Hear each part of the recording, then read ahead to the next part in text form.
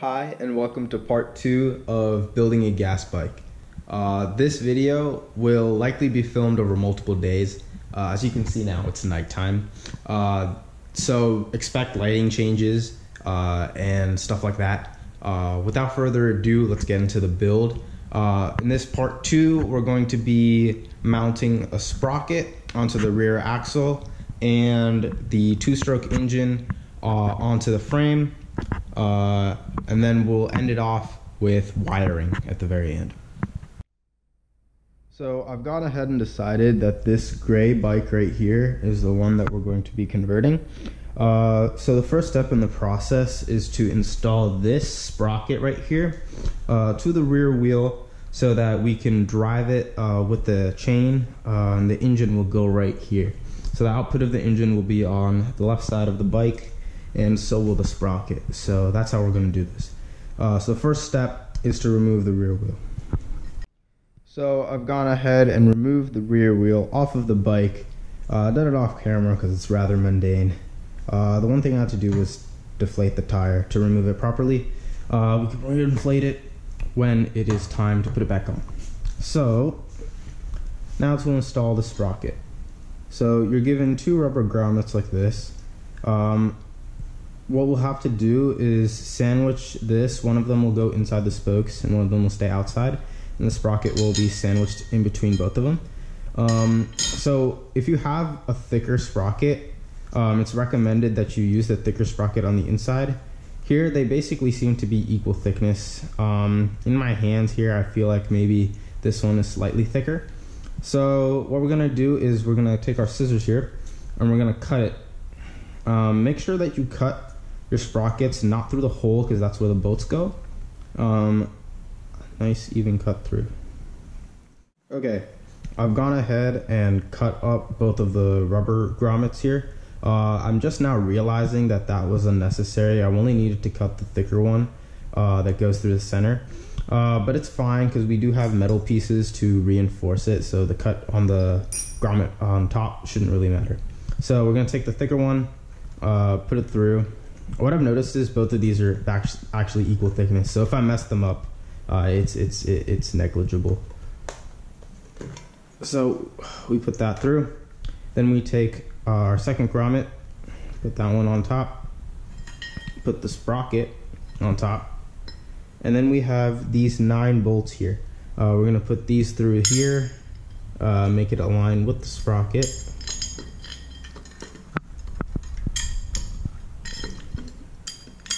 Put it through that as well, and then through the spokes. And we're gonna do this 9 more times.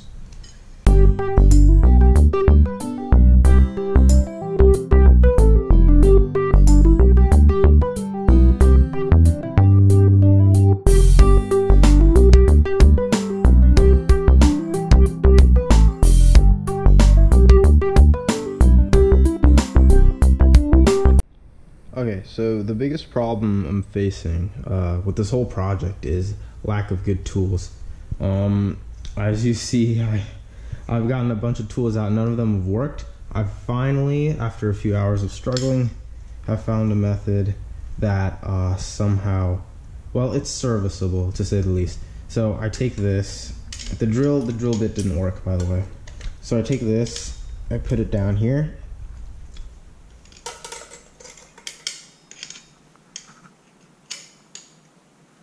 And then at the expense of the sprocket, I use a big adjustable wrench here to tighten the nut. This is the only way that I have gotten it to work at all. I've also noticed that you can let this second nut down here rest against the spoke so that you can actually over time let go of the bottom wrench. But yeah, this is unfortunately the only methodology that I have. It's a very crude technique and it's taking forever. So I'm back and gotten pretty much all of these through. Unfortunately, as you can see, there's really bad scratches from the adjustable wrench. Unfortunately, but as a result, the all of the bolts are very secure, and the sprocket seems to be on very tight. So we have essentially finished the wheel of our two-stroke bike. On to the next step. Alright, so the only thing I changed since the last time I was off camera was some tightening issues with the sprocket. It was skewed this way, so there were oscillations between the gap between the frame and the sprocket itself. That's been fixed now, so hopefully the chain that we connect from the engine to the sprocket won't have any weird derailing issues. So the next step is to install the engine itself onto the frame right here. But the issue is these metal bars that came pre-installed are not big enough for the diameter of the tube. So we're gonna have to remove these. I have an alternative mount here. So this will go underneath these wires for the tensioner and gear shifter. And then we'll have that mounted on. We're gonna remove these, put these bolts in here, and then put this through here like that. And then that's how we're gonna mount it. So let's get started with that process. Now I'm gonna get started. I'm gonna use a drill because I don't have any better tools. We're gonna take this and clamp it down. And to remove it, we're simply going to reverse the screw. As you can see, the bolt wasn't installed super straightly in the first place, so we're not losing much. So this is out. Put this in.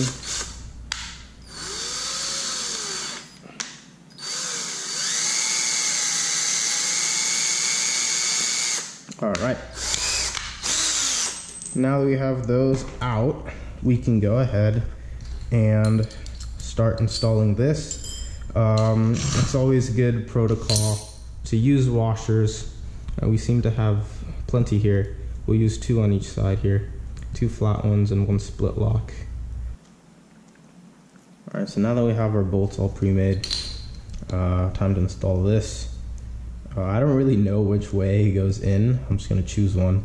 You need to make sure though is that these 2 holes go on top, so you'll have enough room when these 2 things go through and they won't hit against the body of the engine.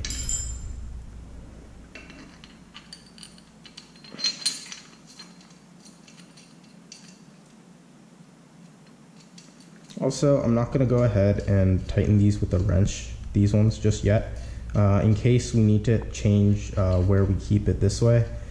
Based off of the sprocket, this rear output of the engine to the sprocket. I don't want to have any weird chain issues, so we're going to leave that ambiguous for now.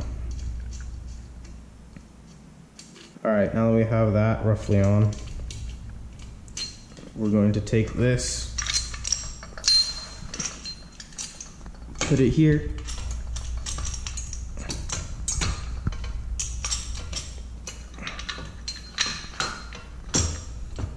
Then take this, slide it through.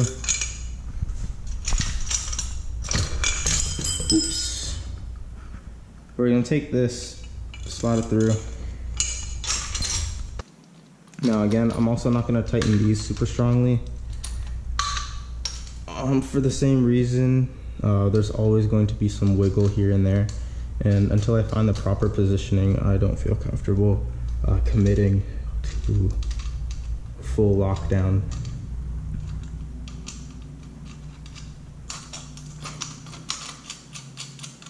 Okay, now that those 2 are roughly on, now for some positioning and whatnot.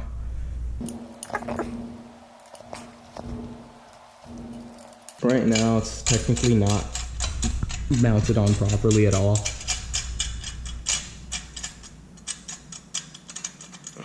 Because the brunt of the force is being taken by this and not this.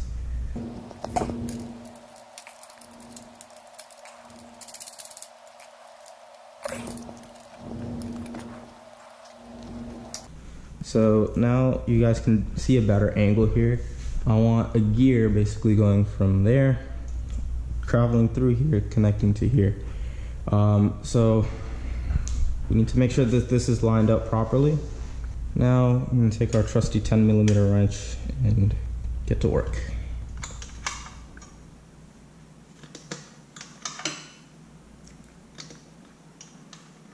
I'm going to do the back here first because it'll be like our anchor point, and we'll do the front off of that.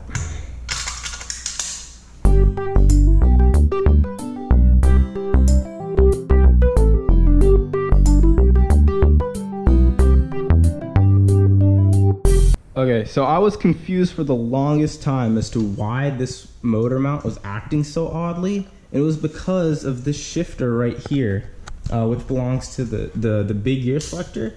This thing was actually acting as a tensioner and holding this in place. So I thought it was super secure, when in actuality, it has very low contact point, and the bolts that we were trying to stop from making contact here are making contact the whole way through.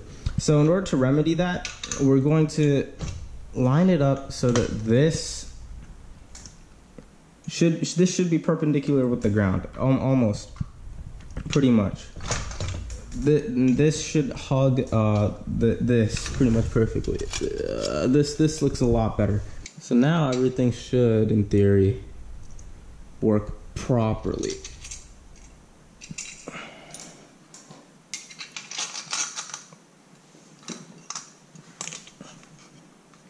Now, I'm confident that we should do the back this time. The front also looks a lot more stable now. The brunt of the force is being put on by this flat piece, and these bolts, you can look over on the other side, are definitely not touching the frame. So that's great.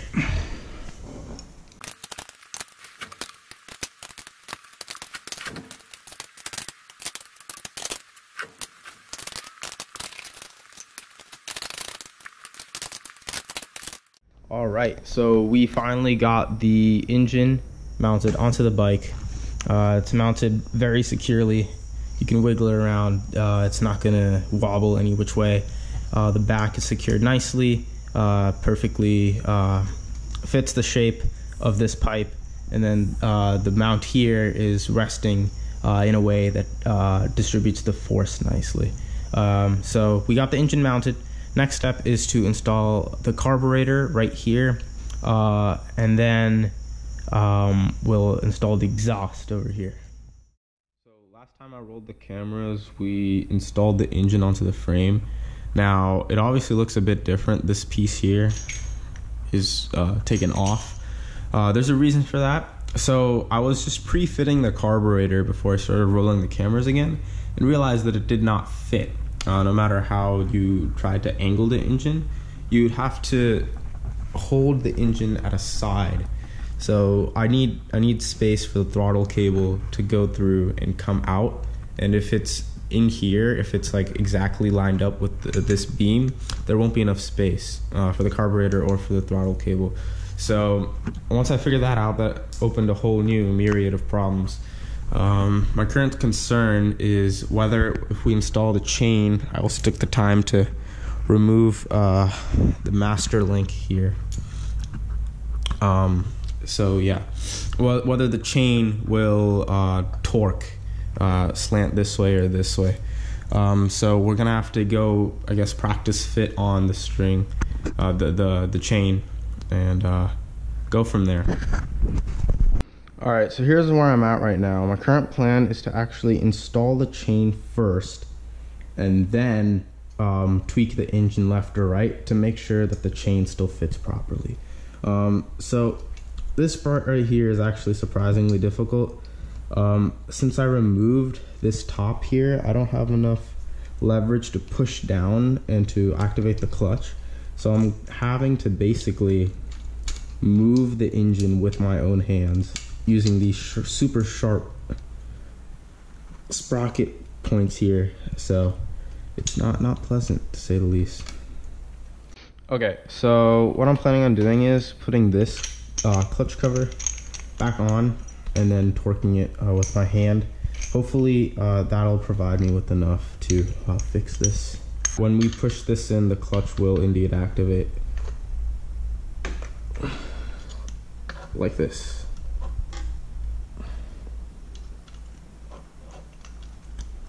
And we can pull the chain through. Nice. Okay, so a couple of days have passed, and the main problem that I had was that the chain was way too long. Even with the tensioner that came in the box and everything, this chain was way too long, and it was getting caught here and everything. It was terrible. And I went to the prototyping class in my school, and they had a chain remover. It's not the best. It unfortunately does not fit the whole chain, but I was able to remove a few links here. I think I measured incorrectly the first time. I think we need to perhaps remove 2 more, and then that should be good. So we'll remove the 2 to size, and then we'll actually start working on the throttle, because I want to have throttle installed so I know how much to lean the engine left or right. So as you can see here, evidenced by these destroyed chain links, we've gotten the chain resized properly. There is going to be some play here. That's because I haven't installed this one yet, but we'll do that later, depending on the angle at which I install the engine. So for now, we're going to install the master link. So that's this right here.